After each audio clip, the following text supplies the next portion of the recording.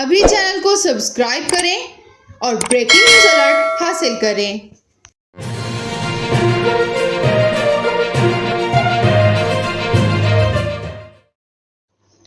معروف پاکستانی اداکار، ڈائریکٹر اور پروڈیوسر تنویر جمال کو دوسری مرتبہ کینسر کی تشخیص ہوئی ہے، جس کے بعد وہ علاج کے لیے جاپان منتقل ہو گئے۔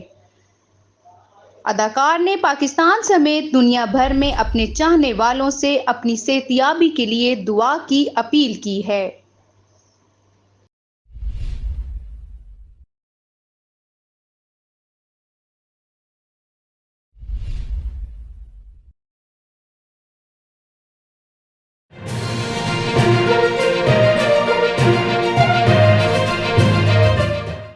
پاکستان بریکنگ نیوز چینل کو سبسکرائب کریں اور سب سے پہلے بریکنگ نیوز حاصل کریں۔